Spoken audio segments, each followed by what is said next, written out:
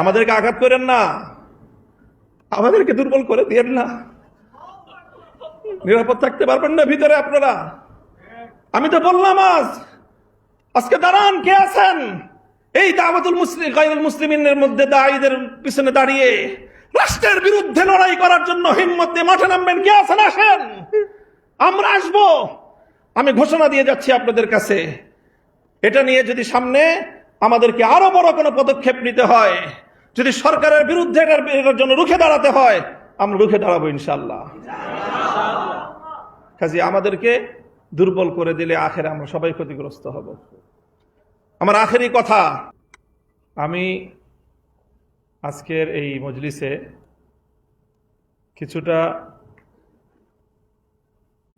কিছু বিষয়ে জবানবন্দি দেওয়ার গরজ অনুভব করতেছি। আপনারা জানেন জবানবন্দি কে দেয়, কোথায় দেয়। জবানবন্দি পরিভাষাটা ব্যবহার হয় যখন কোনো ব্যক্তি আদালতের কাঠগড়ায় দাঁড়িয়ে বিচারকের সামনে বক্তব্য দেয়, তখন সেটাকে জবানবন্দি বলা হয়। তো কাজে আমি মনে করি উম্মতের উলামায়ে কেরামের সামনে আমরা যারা কাজ করছি তাদের কাছে আমাদের জবাবদিহিতা করা, নিজেদের কথার পক্ষে নিজের ওয়াজাহাত ব্যক্ত করা, এটা তাদের দায়িত্ব। সেই জায়গা থেকে আমি জবানবন্দি দিচ্ছি।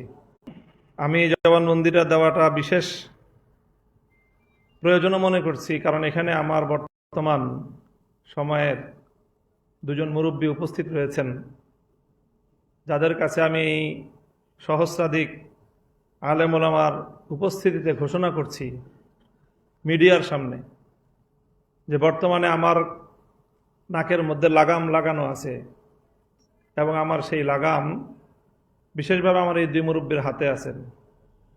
একজন আমার আব্বাজান শাইখুল হাদিস রহমতুল্লাহ আলাইহি ওয়াফাতের পর আমাদের পারিবারিক অভিভাবক, আমার এদারার অভিভাবক, আমার জিম্মাদার, আমার ব্রাদারে মোহতারাম হযরত আল্লাহ মাওলানা মাহফুজুল হক হাফিজাহুল্লাহ, এবং আরেকজন আমার ইসলাহি মুরব্বী, আমার শাইখ ও মুর্শিদ হযরত দেওয়ানার হযরত হাফিজাহুল্লাহ।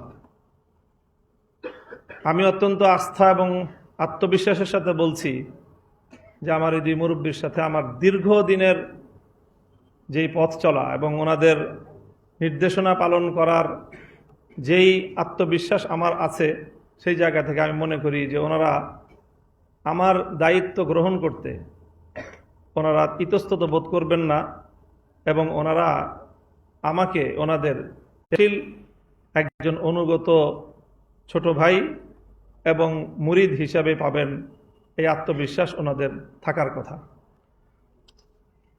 কাজেই আমি আমার এই দুই মুরব্বী, আরেকজন আজকের মজলিসে ছিলেন আমাদের ওস্তাদ সমতুল্য হযরত মাওলানা শেখ লিয়াকত আলী হাফিজাহুল্লাহ, যিনি বাংলাদেশের চিন্তাশীল আলেম ওলামাদের বর্তমানে একজন একেবারেই নক্ষত্রতুল্য ব্যক্তিত্ব।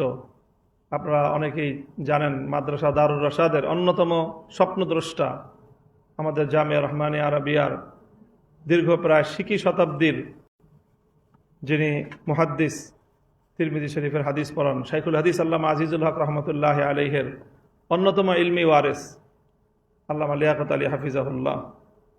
আমি প্রথমেই কথা বলে দিচ্ছি, এবং আজকের এই বক্তব্যের মাধ্যমে গোটা জাতির কাছে আমার এই বক্তব্য, আমার যে কোনো কাজের ব্যাপারে, আমার যে কোনো কর্মের ব্যাপারে যে কেউ যদি মনে করেন যে এই ব্যাপারে কোনো অভিযোগ থাকতে পারে, আপত্তি থাকতে পারে, আর যদি আমার ব্যাপারে আস্থা না হয় যে আমি হয়তো আপনাদের অভিযোগ আপত্তি আমলে নিব না, আমার এই তিন মুরব্বীকে বলেন। উপস্থিত দুই মুরব্বী আছেন, সাথে লিয়াকত আলী সাহেব হুজুরকে আমি যুক্ত করে দিলাম। আমার সাথে কথা বলতে হবে না, ওনারা তিনজন বসে যদি আমার ব্যাপারে যে কোনো ফয়সালা প্রদান করেন, আমি ওনাদের সেই আনুগত্য মেনে নিতে একচুল পরিমাণ কুণ্ঠিত হব না। আলহামদুলিল্লাহ। মুহতারাম হযরত উলামায়ে কেরাম, আজকে আকীদার হেফাজত বিষয় নিয়ে আলোচনা। তো আমি তো আলহামদুলিল্লাহ কওমি মাদ্রাসায় আগাগোড়া পড়াশোনা করেছি, এবং কওমি মাদ্রাসায় পড়াশোনা করার পর থেকেই আমার আব্বাজান শাইখুল হাদিস রহমতুল্লাহ আলাইহি আমাকে নিজে হাতে ধরে নিয়ে সিরাজগঞ্জ উত্তরবঙ্গের দারুল উলুম বেতুয়া মাদ্রাসার আব্দুল বাসেদ খান সাহেব হুজুর এখন যে মাদ্রাসার মোহতামিম, ওই মাদ্রাসায় নিয়ে আমাকে টেবিলের এই পার থেকে ওই পারে বসায় দিয়ে বুখারী শরীফের তাদরিসের জিম্মা আমাকে অর্পণ করে সেই নিবৃত এক পল্লীতে রেখে এসেছেন। সেই থেকে আজ 1996 সাল থেকে 2026 চলতেছে, হিসাবে 32 বছর বুখারী শরীফ তাদরিসের খেদমতের সাথে আল্লাহ সম্পৃক্ত রেখেছেন। কাজী কোরআন এবং হাদিসের শিক্ষকতার অব্যাহত এই মেহনতের মাধ্যমে আল্লাহ পাক রব্বুল আলামিন কোরআন এবং হাদিসের কিছু এলেম বা কিছু মালুমাত আল্লাহ পাক রব্বুল আলামিন হাসিল করার তৌফিক দিয়েছেন। সেই জায়গাগুলোকে ভিত্তি করেই আমি আমার সকল কার্যক্রম পরিচালনা করি। আমি এখানে খুব কথা লম্বা বলবো না, 2-3টা কথা। এই যে আকীদার যে আলোচনা, এই আলোচনায় আমি যেহেতু একটা বিশেষ অঙ্গনে আমাদের আকাবির এবং আসলাফদের এবং আমাদের পুরা মাসলাকে দেওবন্দিয়াতের আমি একটা প্রতিনিধিত্বশীল জায়গায় যেভাবেই হোক যে করেই হোক আমাকে পৌঁছায় দেওয়া হয়েছে, এবং এর জন্য সবচেয়ে বড় অবদান হলো বিগত ফ্যাসিবাদী শেখ হাসিনা। তো সেই জায়গায় যেহেতু যে কোনোভাবে আমাকে উপনীত করে দেওয়া হয়েছে, এই জন্য আমাকে আমার সেই জায়গার কথাবার্তা বলতে হয়, কাজকর্ম করতে হয়, মিডিয়াকে ফেস করতে হয়, জাতীয় এবং আন্তর্জাতিক গণমাধ্যমকে আমার ফেস করেই কথাবার্তা বলতে হয়। সেই জন্য অনেক শব্দ, অনেক ভাষা, অনেক কথা আপনারা অন্যরা বলেন, সেটার প্রতি আমার সমর্থন থাকলেও অনেক সময় সেই সীমাবদ্ধতার কারণে আমরা বলি না। এবং আমি মনে করি যে কিছু কিছু আলফাজ আছে যেগুলো বর্তমান সময়ে লফজের হিকমতের মধ্যে পড়বে, যেরকম ফিতনায়ে ইনকারে হাদিস, এটা একটা অনওয়ান, আবার ফিতনায়ে আহলে কোরআন একই অনওয়ান। আমি মনে করি ফিতনায়ে আহলে কোরআন বলার চেয়ে ফিতনায়ে ইনকারে হাদিস বলাটা বেশি হিকমতপূর্ণ হবে। আহলে কোরআন বললে মানুষকে, অনেক মানুষ বিভ্রান্ত হয়ে যাবে এই শিরোনাম শুনেই, যে আহলে কোরআন তো ভালো জিনিস, তা আপনি আহলে কোরআনের বিরুদ্ধে লাগছেন কেন? তো তারা আসলে আহলে কোরআন না, তাদের প্রকৃত পরিচয় তারা মুনকিরিন হাদিস। ঠিক একইভাবে আহলে হাদিস বা এই জাতীয় শব্দে কারো তানকিদ না করে ফিতনা ইনকারে তাকলিদ, তাকলিদ অস্বীকার করা, এটা উম্মতের মধ্যে অনেক বড় এক ফিতনা। হাদিস অস্বীকার করা যেরকম এক বড় ফিতনা, তাকলিদ ইনকার করাটাও এটা উম্মতের 1300 বছরের তাওয়ারুসের এক ইনকার করার ফিতনা। এই দুইটা শব্দের প্রতি আমার একটা থাকলো, উলামায়ে কেরাম এটা নিয়ে ফিকির করবেন। আমি এখন আরেকটা বিষয় ওয়াজাহাত করতে চাই। যেহেতু আমি উম্মতের উলামায়ে কেরামের পক্ষ থেকে প্রতিনিধিত্বশীল জায়গায় বসে রাজনৈতিক কার্যক্রম পরিচালনা করছি, এই জন্য রাজনীতি নিয়ে আমার একেবারে যে পড়াশোনা, পর্যালোচনা, পর্যবেক্ষণ নাই, এরকম আমি আমাকে নিজেকে মনে করি না। প্রতিটি পদক্ষেপে আমি আমার আকাবির আসলাফ, আমার পূর্বসূরি, বিশেষ করে উলামায়ে দেওবন্দের প্রতিটি রাজনৈতিক সন্ধিক্ষণের ওনাদের কর্মকাণ্ড, কর্মপন্থা নিয়ে আমার চুলচেরা বিশ্লেষণ করার সুযোগ অন্যদের চেয়ে বেশি হয়। সেই জায়গা থেকে আমি মাসলাকে দেওবন্দের সিয়াসি ফিকরটা কি, রাজনৈতিক চিন্তাধারাই বা কি, এবং তাদের রাজনৈতিক কর্মপন্থাটা কি, আমি খুব সংক্ষেপে 2-4টা কথা থেকে আমি যতটুকু বুঝেছি আপনাদের কাছে উপস্থাপন করার চেষ্টা করি। যেমন ধরেন, আমাদের এই পাক ভারত উপমহাদেশে দেওবন্দি উলামায়ে কেরামের রাজনীতির অন্যতম একজন মুখপাত্র হিসেবে বা প্রধান মুখপাত্র হিসেবে যদি আমি শাইখুল হিন্দ মাহমুদ হাসান দেওবন্দি রহমতুল্লাহ আলাইহির নাম বলি, আমি মনে হয় আমি খুব বেশি বাড়িয়ে বলবো না।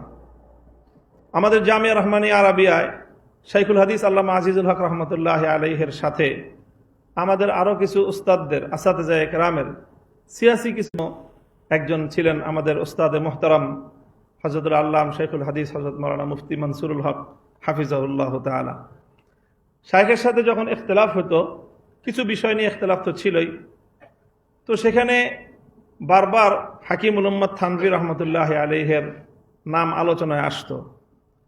তো হযরত শেখুল হাদিস রহমতুল্লাহ আলাইহি তখন কোনো এক প্রসঙ্গে আমাদেরকে একটা কথা বলেছিলেন যে আমাদের দেওবন্দি ওলামা ইকরামের মধ্যে, আকাবিরিনদের মধ্যে হযরত থানভী রহমতুল্লাহ আলাইহি এবং হযরত হুসাইন আহমদ মাদানী রহমতুল্লাহ আলাইহির মধ্যে সিয়াসি ফিকির নিয়ে কিছু ইখতিলাফ ছিল।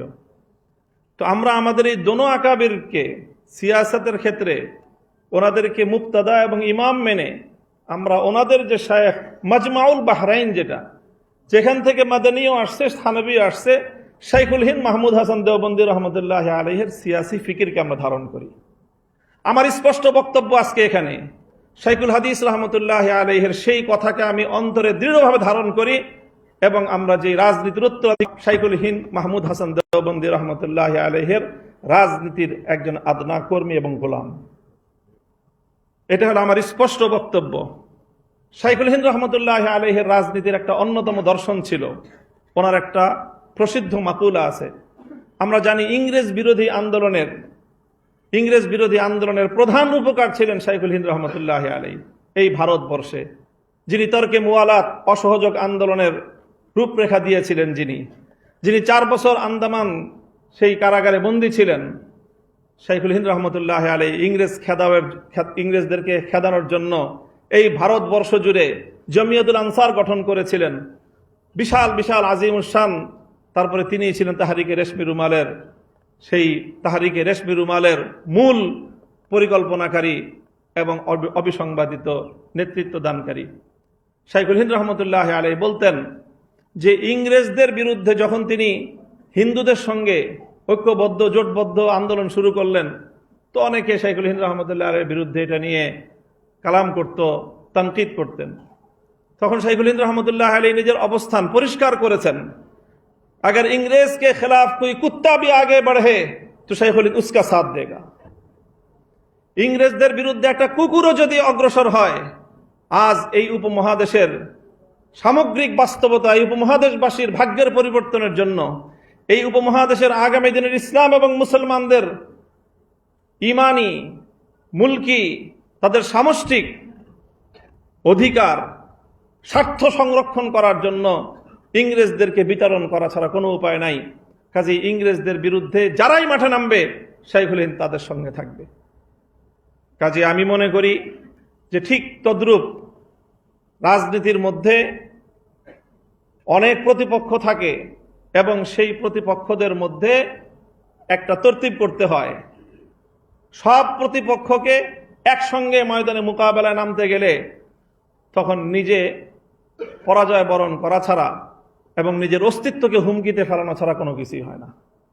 সেই সময়ে যদি শাইখুল হিন্দ রহমতুল্লাহ আলাইহি এবং আমাদের আকাবিরিনগণ ইংরেজদের মোকাবেলায় যখন ওনারা হিন্দু মুসলিম ঐক্যবদ্ধ হয়ে লড়াই করেছেন, তখন যদি হিন্দুদের সঙ্গে নিজেদের ইখতিলাফাতগুলিকে মাথাচাড়া দিয়ে উঠতে দিতেন, তাহলে এই উপমহাদেশ থেকে ইংরেজদেরকে বিতাড়িত করা সম্ভব হতো না। ঠিক একই জিনিস আমরা দেখি যখন আমাদের আকাবিরিনগণ পাকিস্তানে, মুত্তাহিদা পাকিস্তানে, ঐক্যবদ্ধ পাকিস্তান আমলে যখন কাদিয়ানীদেরকে অমুসলিম ঘোষণা করার এই আন্দোলন শুরু হলো, তখন আমাদের আকাবিরিনরা দেখেছিলেন, দেওবন্দি আকাবেররা, যদি এই আন্দোলনে আমাদেরকে সফলতা অর্জন করতে হয়, তাহলে আমাদেরকে আরো যেই সকল বিষয়ে, আকীদার বিষয়ে, মাসলাক বিষয়ে, নানা বিষয়ে অন্যদের সাথে যে সমস্ত ইখতিলাফাত আছে, সেই সব ইখতিলাফাতগুলিকে এখন এক মোহনায় নিয়ে আসতে হবে। আর না হলে আমরা এই কাদিয়ানীদের মোকাবেলায়, এই আন্দোলনে, রাজনৈতিক এই কর্মসূচিতে আমরা সাফল্য অর্জন করতে পারবো না। আমাদের আকাবির হযরত মাওলানা ইউসুফ বিন নুরি রহমতুল্লাহ আলাইহি, হযরত মুফতি মাহমুদ রহমতুল্লাহ আলাইহি সহ আমাদের আকাবিরিনগণ মওদুদি নয়, বরং আমাদের অধিকাংশ বা প্রায় কোনো কোনো ক্ষেত্রে মুত্তাফাকা যাদের ব্যাপারে রায়, শিয়া তাকফিরের ব্যাপারে শিয়াদেরকে পর্যন্ত ঐক্যবদ্ধ করে ওনারা পাকিস্তানের অ্যাসেম্বলিতে ঐক্যবদ্ধ আন্দোলন, অ্যাসেম্বলির ভিতরে এবং বাইরে রাজপথে এবং সংসদে একযোগে ঐক্যবদ্ধ একটা অবস্থান তৈরি করে পাকিস্তানে সেই ঐতিহাসিক কাদিয়ানীদেরকে অমুসলিম বিল তারা পাশ করেছেন। কাজে আমি মনে করি এগুলো আমাদের সামনে আমাদের আকাবিরিনদের সিয়াসি পলিসি, রাজনৈতিক কর্মপন্থা, রাজনৈতিক কর্মপদ্ধতি। আমরা রাজনীতিটা করি আসলে কি জন্য?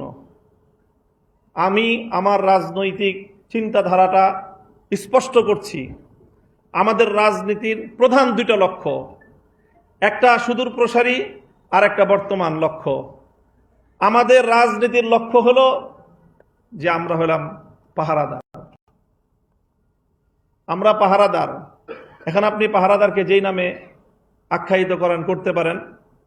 বাড়ির সামনে পাহারাদার থাকে, আপনার চৌকিদারও পাহারাদারি করে, দারোয়ানও পাহারাদারি করে, একটা কুকুর থাকে সেও পাহারাদারি করে। আপনি আমাকে চৌকিদার মনে করতে পারেন, দারোয়ান মনে করতে পারেন, অথবা উলামায়ে দেওবন্দের দ্বীনি সকল কাজের একটা কুকুর পাহারাদার মনে করতে পারেন। সেটা আমার কোনো বিষয় আসা যায় না। আমি যেই রাজনীতি করি আমার সেই রাজনীতির মূল লক্ষ্য এবং উদ্দেশ্য হলো আমাদের আকাবির এবং আসলাফ উলামায়ে দেওবন্দ এই উপমহাদেশ জুড়ে দ্বীনের যে সমস্ত হামাগির খিদমত এবং কর্মকাণ্ড আঞ্জাম দিচ্ছেন সেই কর্মকাণ্ডগুলিকে একটা কুকুর হিসেবে পাহারাদারি করাই হলো আমার রাজনীতি। পরিষ্কার আমার বক্তব্য এটা। আমরা রাজনীতি করি এই জন্য যেন আমাদের খানকাহগুলিতে আমরা যেন ইসলাহ এবং তাজকিয়ার কাজ করতে পারেন। আমরা রাজনীতি করি এই জন্য যেন আমাদের দাওয়াতের কাফেলাগুলো তারা দাওয়াতের মেহনত নিয়ে প্রত্যেকটা জায়গায় জায়গায় ছড়িয়ে পড়তে পারেন। আজ জানেন বাংলাদেশে, এই বাংলাদেশে 99% মুসলমানদের বাংলাদেশে দাওয়াতুল ইসলাম ইলা গায়রিল মুসলিমিন, গায়রে মুসলিমদের কাছে যারা দাওয়াত নিয়ে যেত সেই দাওয়াতের মেহনত আজ কতটা ঝুঁকির মুখে। যারা সেই দাওয়াত দেয় তারা আজকে কতটা হুমকির মুখে, রাষ্ট্রীয় হুমকির মুখে, আন্তর্জাতিক হুমকির মুখে।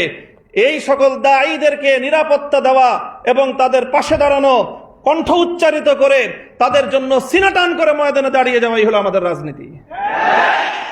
এবং আমি করব সেটা ইনশাআল্লাহ, সেটা করব ইনশাআল্লাহ।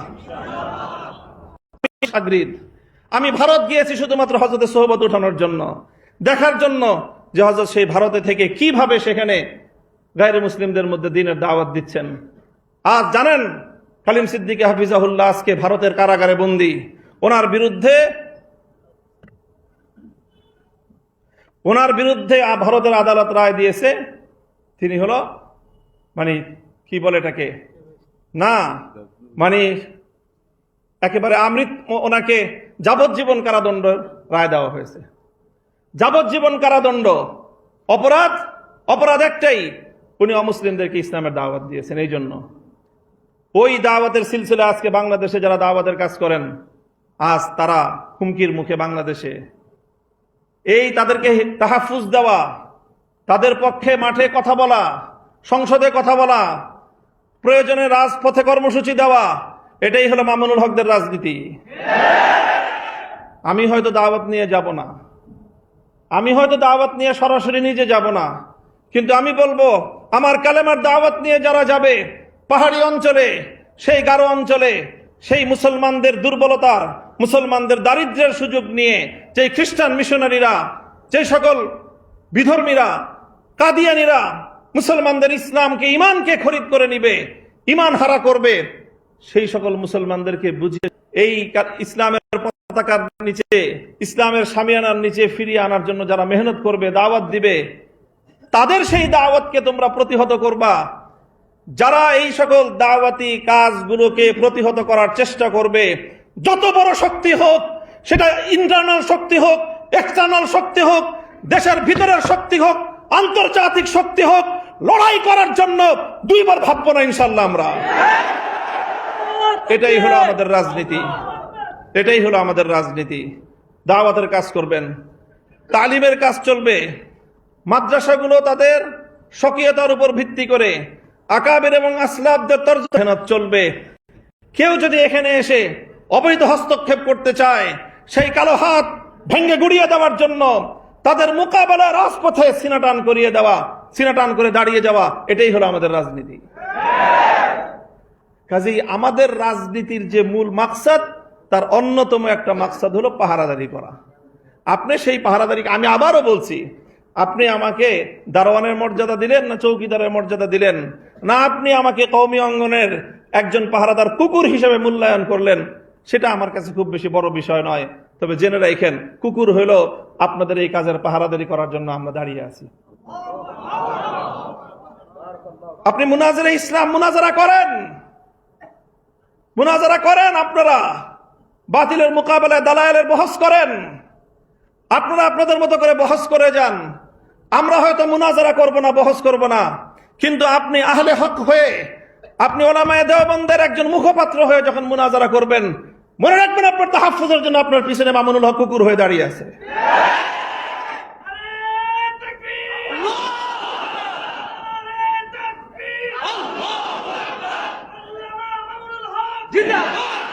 এটা হলো আমাদের রাজনীতি, এটা হলো আমাদের রাজনীতির খুব নিগুড় রহস্য, মৌলিক কথা। কাজী আমাকে এই রাজনীতি করতে হলে, আমাকে লড়াই করতে হলে, আমাকে কখনো সরকারের বিরুদ্ধে লড়তে হয়, কখনো আমাকে আন্তর্জাতিক শক্তির বিরুদ্ধে লড়তে হয়। কাজী একটা শক্তি নিয়ে আমাকে ময়দানে টিকে থাকতে হবে। যদি আপনার পাহারাদার যদি বাড়ির গেটে না থাকে, ঘরের ভিতরে আপনি মূল্যবান সোনাদানা নিয়ে, অনেক মূল্যবান জীবনযাপন নিয়ে, আপনি আপনার পরিবার পরিজন নিয়ে, আপনি আপনার কলিজার টুকরা সন্তানদেরকে নিয়ে আপনি ঘরের মধ্যে নিরাপদ থাকতে পারবেন না। হয়তো আপনার পরিবারের ভিতরে যারা আছেন, ঘরের ভিতরে আপনারা যারা আছেন, তাদের তুলনায় আপনার পাহারাদারের মূল্য অনেক কম হতে পারে, কুকুরটার মূল্য অনেক কম হতে পারে, কিন্তু মনে রাখেন, ওই বাড়িতে দরজায় যদি কুকুরটা না থাকে, ঘরের ভিতরে আপনি নিরাপদ থাকতে পারবেন না। আমাদেরকে আঘাত করেন না, আমাদেরকে দুর্বল করে দিয়েন না, নিরাপদ থাকতে পারবেন না ভিতরে আপনারা। আমি তো বললাম আজকে দাঁড়ান, কে আছেন এই দাওয়াতুল মুসলিম গায়রুল মুসলিমিনের মধ্যে দায়ীদের পিছনে দাঁড়িয়ে রাষ্ট্রের বিরুদ্ধে লড়াই করার জন্য হিম্মত দিয়ে মাঠে নামবেন? কে আছেন? আসেন, আমরা আসবো। আমি ঘোষণা দিয়ে যাচ্ছি আপনাদের কাছে, এটা নিয়ে যদি সামনে আমাদেরকে আরো বড় কোনো পদক্ষেপ নিতে হয়, যদি সরকারের বিরুদ্ধে এটার জন্য রুখে দাঁড়াতে হয়, আমরা রুখে দাঁড়াবো ইনশাআল্লাহ। কাজে আমাদেরকে দুর্বল করে দিলে আখেরে আমরা সবাই ক্ষতিগ্রস্ত হব। আমার আখেরি কথা, মুহতারাম হাজিরিন, দেখেন এখন একটা রাজনৈতিক বড় ধরনের একটা ইস্যু আছে এখন রাজনীতির। আমাদের বাংলাদেশে, আমাদের এই উপমহাদেশের 250 বছর 1753 সাল থেকে বা 1757 সাল থেকে আজ 2026 সাল, প্রায় 350 বছরের রাজনীতি। আমাদের আকাবের ওলামায়ে কেরামের ত্যাগ, কোরবানি, নজরানা, জিহাদ, অনেক রক্ত, অনেক জীবন, এই অনেক কিছুর বিনিময়ে আমাদের বড়দের একটা বড় অর্জন ছিল। সেই অর্জন হলো 1947 সালে মুসলমানদের জন্য আলাদা ভূখণ্ড অর্জন। এমন একটা ভূখণ্ড, যে ভূখণ্ডে ইসলামী নিজাম হবে, নিজামে ইসলাম, শরিয়াতে ইসলাম বাস্তবায়ন হবে, এই অঙ্গীকারের ভিত্তিতে জন্য আলাদা একটা রাষ্ট্রের অভ্যুদয়। এটা হলো আমাদের 350 বছরের আমাদের পূর্বসূরি আকাবের ওলামায়ে কেরামের রাজনৈতিক সর্ববৃহৎ অর্জন। এটা আমার পর্যবেক্ষণ, অন্য কেউ দ্বিমত করতে পারেন। সেই 47-এর বিষয় নিয়ে আমাদের মহান দুই আকাবিরের মধ্যে নজরিয়াতি ইখতিলাফ ছিল। হযরত মাদানী রহমতুল্লাহ আলাইহি তখন ভারতবর্ষ জুড়ে মুসলমানদের নিরাপত্তার বিভক্তি চান নাই, এই কথা সব আমরা জানি। কিন্তু যখন দেশ বিভক্ত হয়ে গিয়েছে, তখন হযরত মাদানী রহমতুল্লাহ আলাইহির মাওকিফ এটাই ছিল যে ঝগড়াঝাটি করে 2 মসজিদ বানানো ঠিক না, কিন্তু যদি মসজিদ 2টা হয়ে যায়, তখন কি করবেন? দোনো মসজিদকে আবাদ করা, দোনো মসজিদের মধ্যে নামাজ কায়েম রাখা, এটাই হলো মুসলমানদের দায়িত্ব। হযরত মাদানী রহমতুল্লাহর কথা এটাই ছিল। পরে মুসলমানদের জন্য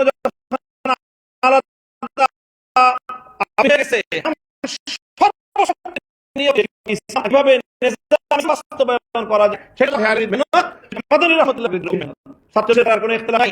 আমাদের এই অর্জন 47-এর মুসলমানদের জন্য ইসলামের নামে আলাদা ভূখণ্ড হবে, সেই অর্জনকে 1972-এর ভারতীয় আধিপত্যকে সেটাকে গলা টিপে হত্যা করার চেষ্টা করা হয়েছিল বিগত 54 বছর পর্যন্ত।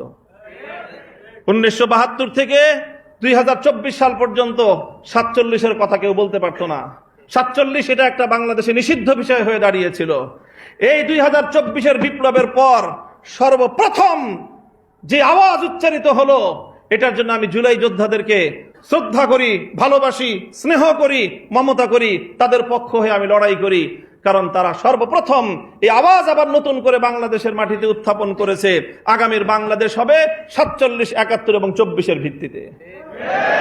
এখন আমাদের রাজনীতি, যারা নিজেদেরকে সাব্বির আহমদ ওসমানী রহমতুল্লাহ আলাইহির সন্তান মনে করো, যারা নিজেদেরকে জাফর আহমদ ওসমানী রহমতুল্লাহ আলাইহির সন্তান মনে করো, 40 সালে স্বাধীনতার পতাকা ইংরেজদেরকে বিতাড়িত করে সাব্বির আহমদ ওসমানী উত্তোলন করেছিলেন, যারা সাব্বির আহমদ ওসমানী রহমতুল্লাহ আলাইহির ফাতহুল মুলহিম পড়ে ইলম অর্জন করো, যারা জাফর আহমদ ওসমানী রহমতুল্লাহ আলাইহির ইলাউস সুনান পড়ে গায়রে মুকাল্লিদিনদের বিরুদ্ধে বহস করো, তোমাদের জানা উচিত যে এই ওসমানী রাহিমাহুমাল্লাহর সেই আমানত, সেই ইসলাম এবং মুসলমানদের ভিত্তিতে আবার দেশ গড়ার নতুন দিনের মুয়াজ্জিনরা আজান দিচ্ছে, নতুন বেলাল আজান দিচ্ছে। এই আজানে যদি আমরা সাড়া দিতে না পারি, ইতিহাসের দায় থেকে আমরা মুক্ত হতে পারবো না। 47-এর ভিত্তিতে নতুন বাংলাদেশ গড়বার যে আন্দোলন, এটা মাওলানা মওদুদী সাহেব এবং তার অনুসারীদের আন্দোলন না। কারণ 47 সালে মাওলানা মওদুদী সাহেব তিনি মুসলমানদের জন্য আলাদা আবাসভূমি চান নাই, পরিষ্কার কথা। এটা চেয়েছিলেন সাব্বির আহমদ ওসমানী, এটা চেয়েছিলেন মুফতি শফি ওসমানী রহমতুল্লাহ আলাই, মুফতি আজম মুফতি শফি রহমতুল্লাহ আলাই, এটা চেয়েছিলেন সৈয়দ সুলাইমান নদভী রহমতুল্লাহ আলাই, এটা চেয়েছিলেন জাফর আহমদ ওসমানী রহমতুল্লাহ আলাই, এটা চেয়েছিলেন শামসুল হক ফরিদপুরি রহমতুল্লাহ আলাই, এটা চেয়েছিলেন আতহার আলী রহমতুল্লাহ আলাই, এটা চেয়েছিলেন এই দেশের উলামায়ে কেরাম এবং দেওবন্দি উলামায়ে কেরাম।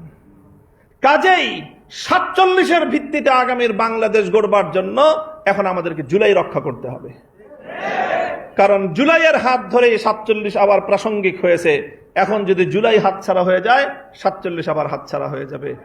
কাজেই হে আমার কওমের সন্তানেরা, আমি তোমাদেরকে বলতে চাই, ডাক দিয়ে যাই, আমাদের পূর্বপুরুষরা, আর আমার একটু বেশি আবেগ এই জন্য, কারণ সাব্বির আহমদ ওসমানী, জাফর আহমদ ওসমানী তারা দুজন আমার সরাসরি দাদা। বুখারীর 2 জন উস্তাদ, একজন জাফর আহমদ ওসমানী রহমতুল্লাহ আলাই, আরেকজন সাব্বির আহমদ ওসমানী রহমতুল্লাহ আলাই।